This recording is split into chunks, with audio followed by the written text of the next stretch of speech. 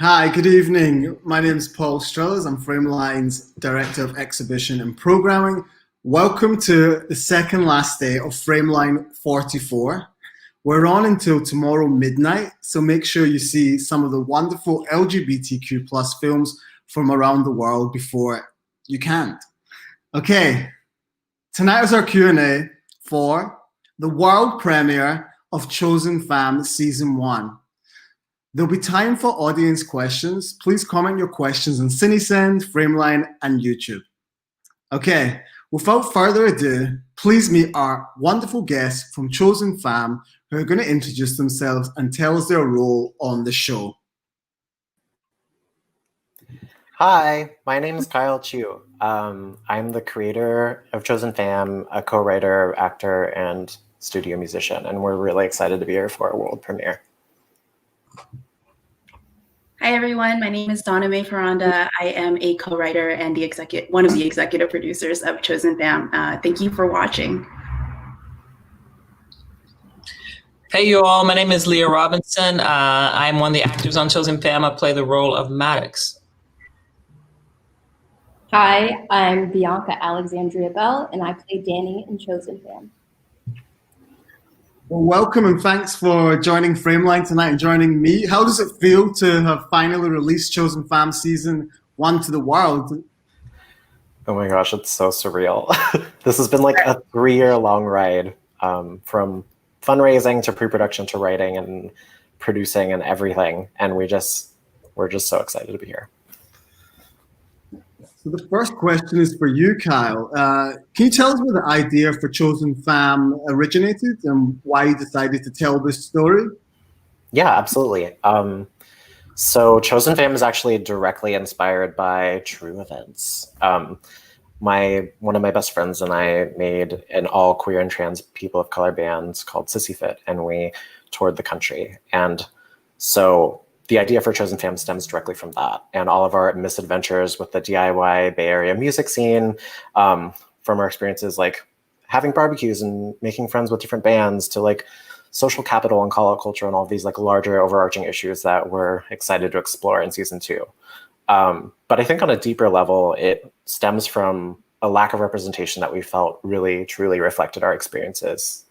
One of the issues that Donna, the co-writer, and I really connected over when we were interns at CamFest is that we felt like even out of the representations that were out there, they didn't necessarily reflect our truths. Like for Looking and for The L Word and Queer as Folk, like a lot of these shows are very gender segregated, not necessarily the most racially diverse, like the communities that we're very fortunate to be a part of. And so we wanted to create stories with artists and activists and healers and all sorts of creative and wacky weirdos that comprised our experiences as early 20-somethings in the scene. Cool, it's awesome. And a question for Bianca and Lea. Both of you are fantastic in it, two of my favorite characters. There'll be a lot of actors out there and wondering how they can get in something like this. Can you tell us about the casting process and what attracted you to your roles? Yeah, I can start. So I actually got asked to audition for Chosen Fam. I'm a filmmaker as well, so I had gotten a fellowship to the Flaherty Film Seminar in New York, where I was able to show some of my work, and I used to act in a lot of my own projects because I didn't have much of a budget. So the director of the first episode actually saw some of my performances and was really excited to have me come back to the Bay and audition. And yeah, so it was kind of like a small world situation, and I clicked right away with the rest of the cast and crew. Yeah, and I just got really lucky, to be honest. Like, you know, as a working actor, you're a part of a lot of different projects of different scales, and sometimes you work for nothing, and sometimes it's just purely based off of like what you believe in, right? Like this was a queer project that I didn't know what the goal was, but I was just really excited to be a part of something that was so important to the community. Because as you know, like we're at a time where I think we're in an indie renaissance and we're seeing a lot of different content coming out.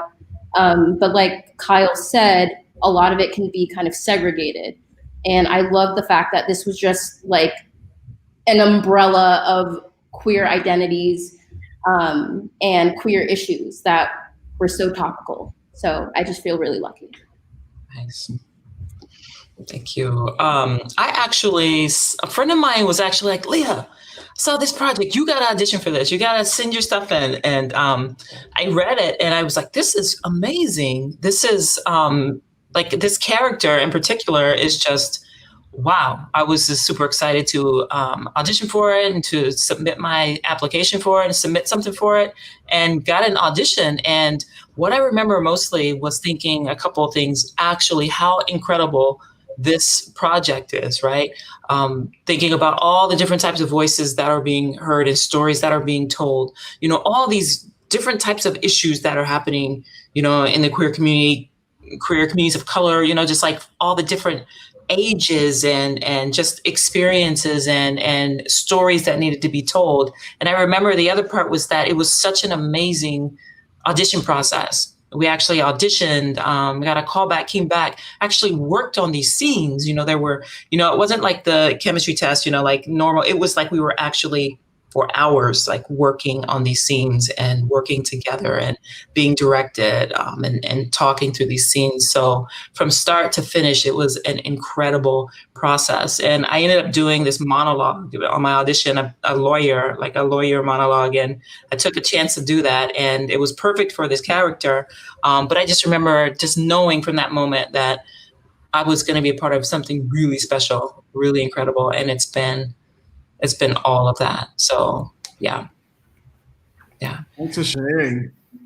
And Donna, congratulations. You're a co-writer and one of the executive producers.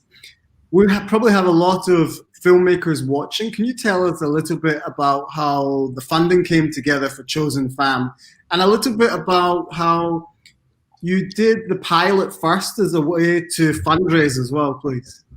Yeah. Thank you so much for congratulations.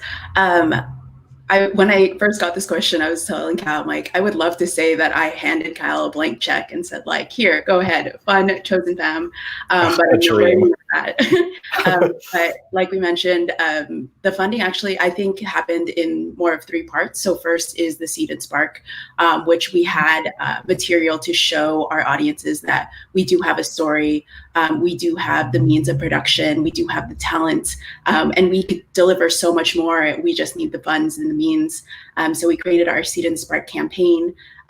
We wanted to thank, especially we had a communication manager, Freddie Francis, who helped us dearly throughout that entire month, and to thank all the donors that were involved. If you stuck through the credits, you saw all the donors that helped funding Chosen Fam.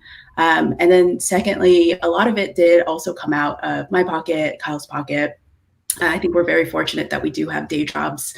I think for me personally, I've been finding it difficult to figure out what my purpose is in my day job, just because it's so different from what I'm really passionate about, which is all this film and media. But taking a step back, I'm realizing like a lot of the purpose comes that it gives me the means to fund amazing projects just like this. And then lastly, a lot of it comes from, you know, people who have volunteered their hours to help with this project, people who have donated food to feed cast and crew. I remember every time we would film at Kyle's parents' house, his mom would just have this amazing spread for us, and I was so grateful for that. And some of the locations too that were able to kind of donate their space for us to film in.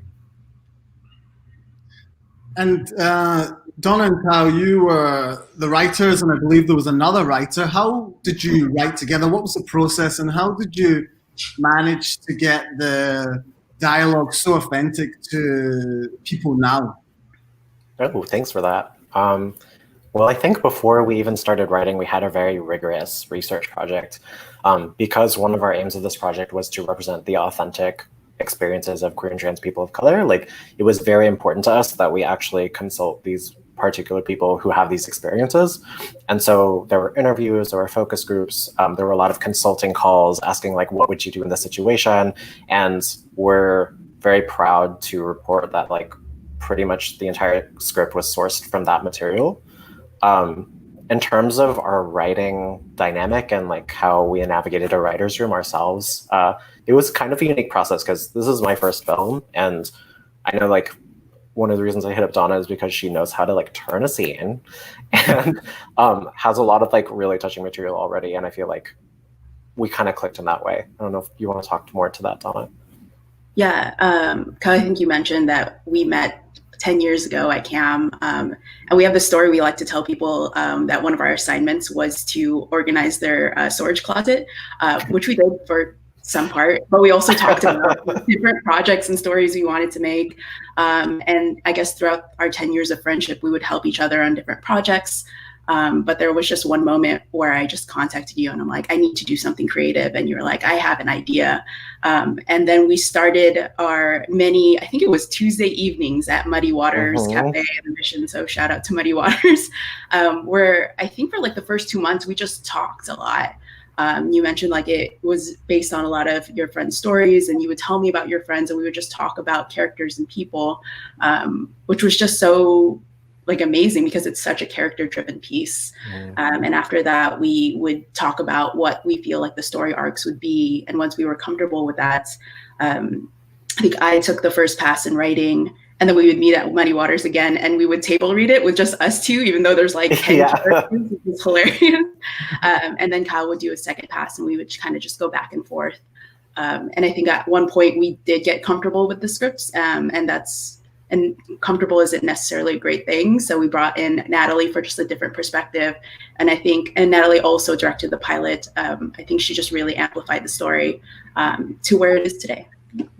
Yeah, and just to be clear, in case you didn't catch that, we were organizing the storage closet, and we literally conceived this idea in a closet. This queer story came out of a closet. A closet at CAM. Yeah, a closet at CAM. Let it be known. And CAM's office is right next to Frameline, so yeah. Adds another layer. True story.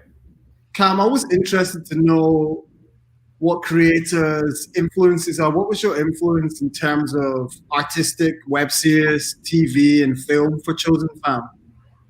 Yeah, so I think for a long time, I know Donna mentioned this before, like struggling with one's purpose. Like I'd always done creative stuff, but I never thought that I could create films just because I didn't have a background in it. And I had always volunteered with Cam Fest. And so I went one year, I believe it was 2017, and Fatima Asghar's Brown Girls was a web series that was premiering. Yeah. And it was so simple. It was like a $10,000 budget, which is like nothing. And they shot 6 episodes. Each episode was just one scene of literally just like, well, okay, the premise is Black and brown best friends in Chicago pursuing their dreams and just living their lives, right? But they would just have one scene in a kitchen burning something on the stove and talking about it. And it was so simple, but I just got sucked in immediately. And it was one of those things where like, I didn't realize that I needed to see like queer Black and brown people just living their lives until I actually saw it. And then I was like, oh my God, even something as innocuous as like burning this omelet, like there's something magical about it. And in her Q&A afterwards, she was like, you know, like, I've been waiting a really long time for a show that resonated with me and it never came, so I made it. Right. And I remember at that moment being like, damn. And I was like, I remember walking out of that theater and being like, I want to make a web series. And I told my friend TK, who was in the band that inspired this, like, I want to make a web series about us. And they were like, do it. And that's literally the rest is history. But I think beyond just like the web series making process, like anything that Janet Mock touches turns to gold, like literally. Pose is amazing. Sex education is amazing. All of those like angsty young adult coming of age stories just like really tug at my teenage girl heartstrings. So. And Brown Girls too. When is it coming out? We want to see it. You know, does anyone know? I definitely want to see it. Yeah, I don't know because they signed with HBO, but nothing. Yeah, they signed with HBO. Yeah. Hopefully next year. Yeah, that'd be great. We need it. We need it. Lea, your character Maddox and Anna are great together on screen. Can you tell us a bit about working with that actor and how you achieved such great chemistry on screen? Absolutely. I'm laughing because my cat has wedged himself under my monitor and it's like patting at my hands and trying to get to me right now. So excitement happening over here. Yeah, that's a great question. You know, first of all, this has been a great setting and environment to like just get to know people and just to do this work and to just experiment and just have a great time, actually. So I think that builds great chemistry with actors. You know, the time we spend, you know, like getting dressed and hanging out and waiting and just kind of running lines and getting into character and really talking about what these characters want and what's happening in the scene. So I think there was a lot of time for. Oh. Oh no. Oh, Okay. I bet it was the cat. Yeah. oh yeah. When they're back, we can start the question again. But Bianca, I have a question for you. Your character, Lea, you're back. Sorry about that. Was it the cat? We thought it would be the cat. And I tried to get him and he lit me up. So I'm just like, I'm going to get you a little bit. I'm going to take all your sugar when this meeting's over.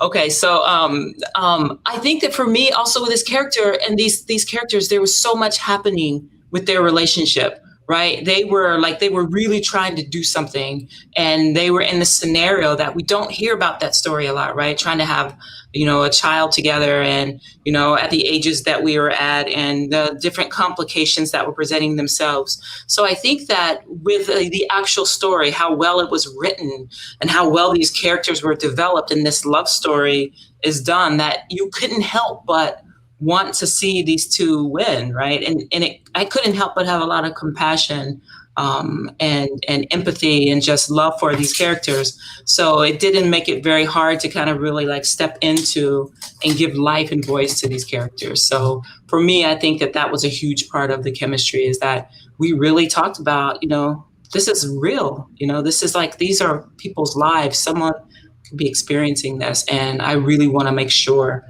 that this story is well told and you can see that chemistry and connection. So I'm glad to hear that, you know, that chemistry was there. That's good to hear.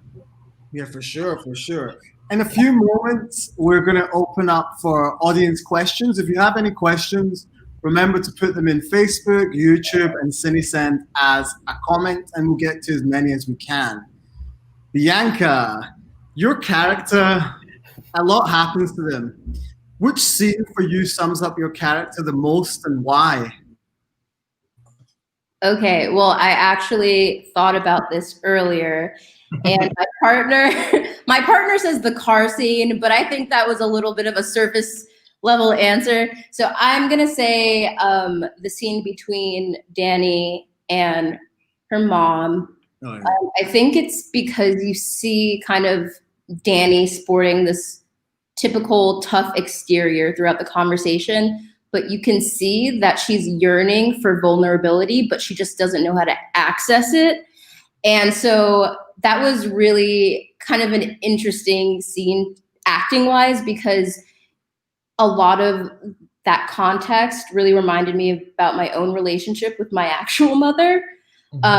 So it felt really kind of organic. Like it was a conversation my mom and I could have had, you know, maybe not the example of a job in a bar, but about something else completely. And so, yeah, I think it was really, really powerful and really emotional for me as an actor. But I think it also really kind of had the emotions that I was trying to carry along in Danny throughout the duration of the series, like all of this erratic behavior as an escape mechanism, right? Because like at the end of the scene, Danny's like, oh, I gotta go smoke because it gets too real. Yeah, I think that was a super real scene and super, I don't know, like really fun and touching scene to perform. Yeah, and I just have to add that is probably my favorite scene. And when we were trying to cast your mother, we used that scene a lot in the casting process, and I could have just watched that for days. I thought it was so great every time you did it. Yeah, for real. I wanted to add to when Lea and Bianca were talking about resonating with their own characters, that like, I didn't know this because I hadn't done any sort of film before, but like when we did the auditions, there's like this certain kind of magic that happens, and like where the air gets really thick and you stop hearing everything and like the whole other world disappears, and then you just like zone in on the action. And that literally happened for each one of the cast members, like for Lea with Maddox and for Bianca with Danny and for Danny's mom. And like that's like part of how like Donna and I would just look at each other and there's this pregnant pause and we're just like, yeah, this is right, you know? So we're just really glad that that magic shone through and that you felt it too, Bianka, and your character. It really does. Everyone seems very comfortable on screen and comfortable together and real, which is fantastic. That's exactly what you want, isn't it? Yes. Okay.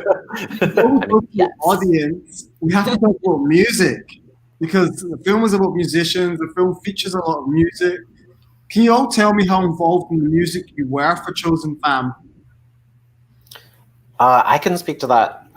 So, like I said before, it's based on a true story of my best friends and I making a band and our misadventures in the DIY music scene. And so, funny story is all of the music that Chosen Fam band plays in the show is music that I wrote and performed and recorded with my friends in a band that we made for the show. And one of the members is one of the members of the original band that this is based on. So it's like all very circular. But so there's that. And then we just had developed connections over the years with amazing sweethearts and activists and actors around the Bay Area who all had their own projects, like some of which are defunct or dissolved now because bands are so transient, but they all seemed really enthusiastic about just contributing their music to the series. And so that's part of how the Bay Area has like really infused itself in the series, is that these are real Bay Area musicians, queer and trans and people of color musicians who we're friends with. So, yeah. I just have to quickly add, I don't know if you all can tell this, but Kyle does a lot. And I think at one point I was writing maybe like the pilot, and then he emailed me and he was like, so I finished the soundtrack. And I was like, wait, what? You got together, you recorded, and you had like, what, 5-8 tracks? Yeah. And I started listening to it and I was like, wow, when did you do this? But it was all great. Thanks, Donna. So I'll start with some audience questions. There was one about the music. Can everyone actually play their own instruments? I don't know. What do you think? I don't want to let folks into like the don't do it. behind-the-scenes secrets. You know, it might ruin it for the show. So we're gonna leave that a mystery. Yeah. But the fact that you're asking shows how believable everything is. Yeah. So the next question is, oh, go on, sir. Oh, I was just going to say that the folks, my friends, Krista and TK, who were in the band that played the soundtrack, their equipment was what we used in our band scenes. And also Krista had some drum sessions with Bianka where they like practiced drumming, practiced the different moves. And so that's all like true training, you know? Cool. Another question, someone said, love the series. Would love to hear how the physicality of the Bay Area influenced the series. Yeah.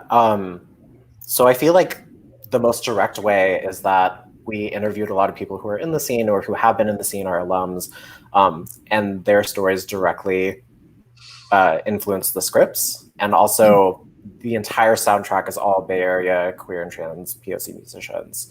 And so we're really, really blessed to be in orbit with so many talented folks who contribute that to their project. So, yeah. Another question from the audience, the big question, will there be a second season? Donna, you want to take this? Yeah, I'm not sure. Well, we're just going to talk about it. When we actually wrote Chosen Fam, it was supposed to be like 10 episodes, and we got really ambitious, and we're like, wait, this costs money. Maybe let's consolidate and rethink things. So we really have a lot of it already planned out in a lot of Google spreadsheets and whatnot. We just kind of have to fine tune because this was a shorter season than we anticipated, and to craft what we have, the notes that we have so far into actual story arcs, and then doing the writing and handing back and forth again. Yeah, soon to come.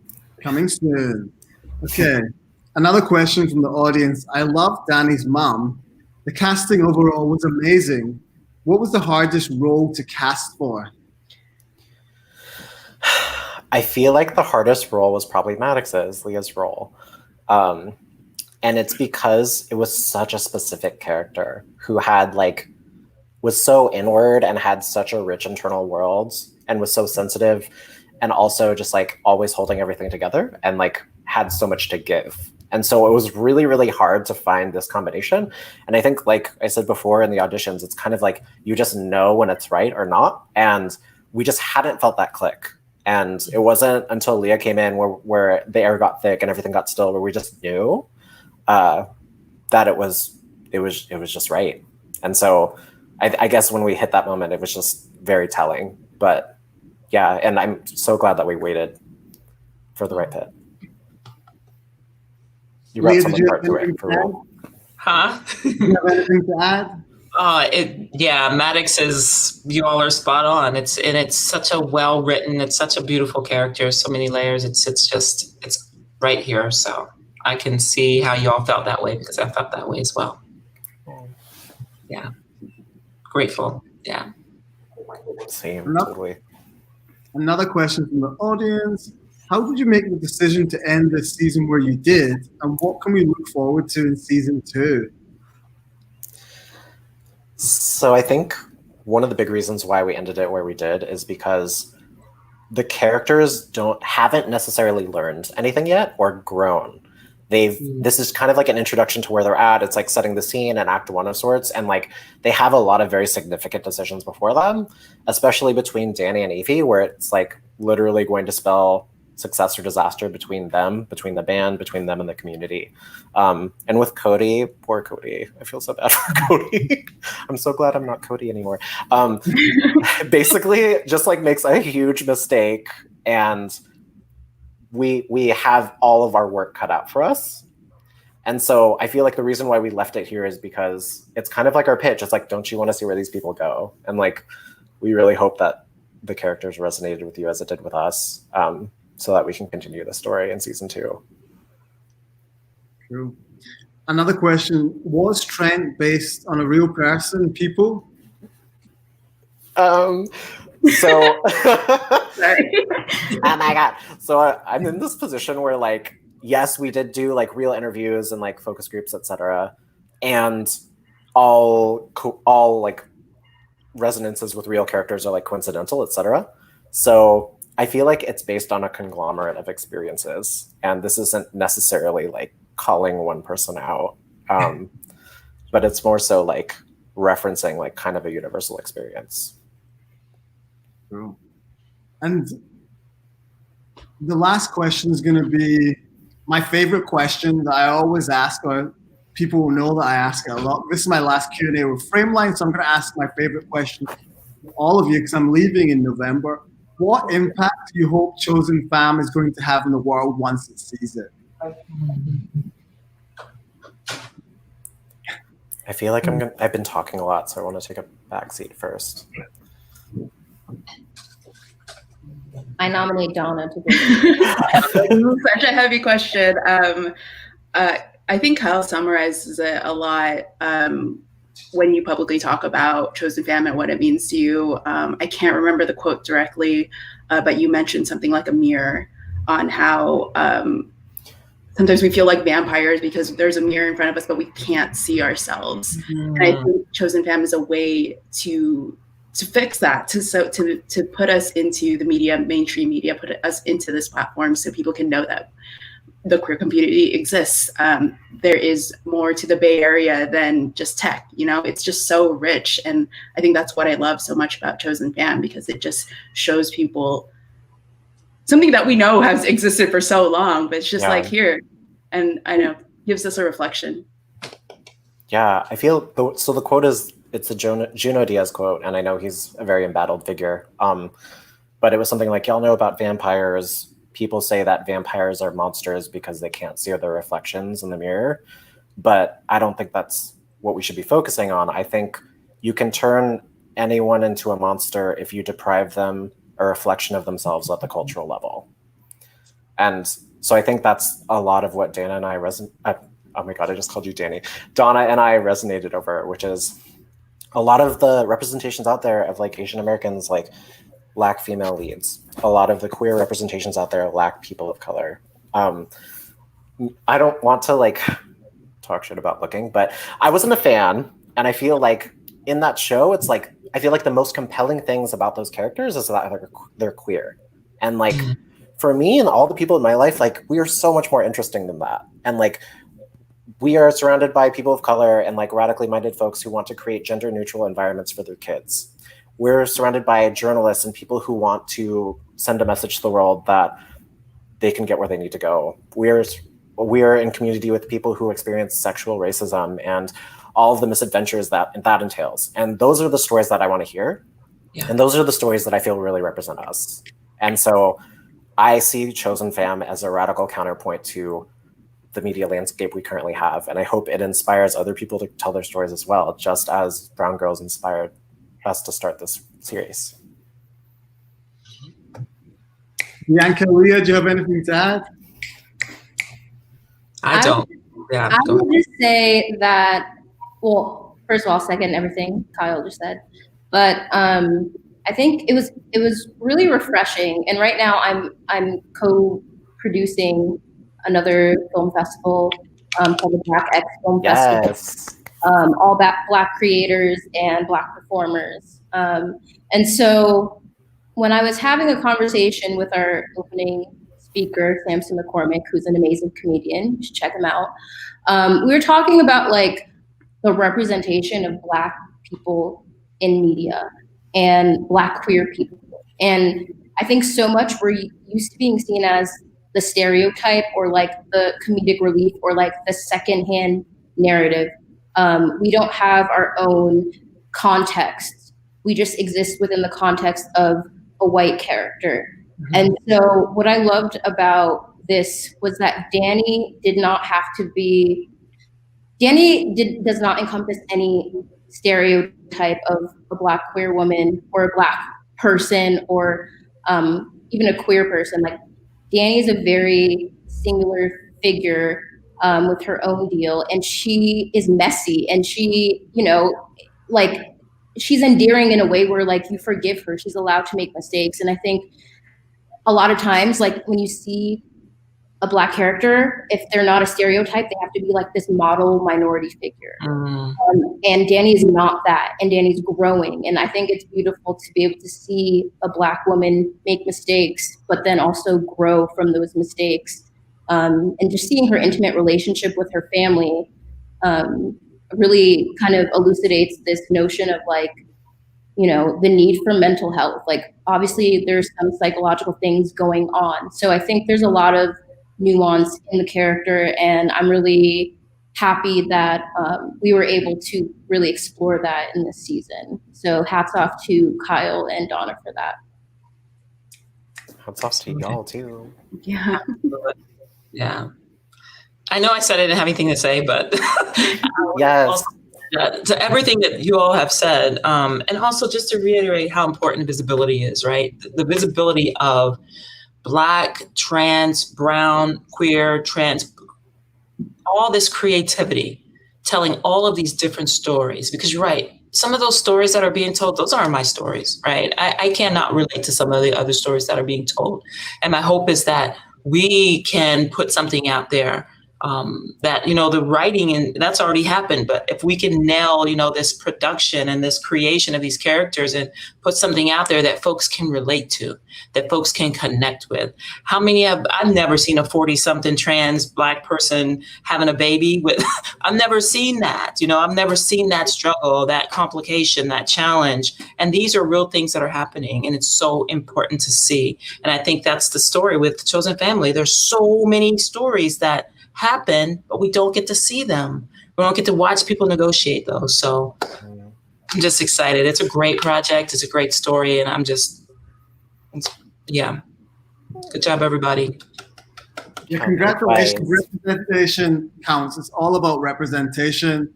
Kyle, Donna, Lea, Bianca, congrats on Chosen Fam and for having your world premiere at Frameline44. Yes.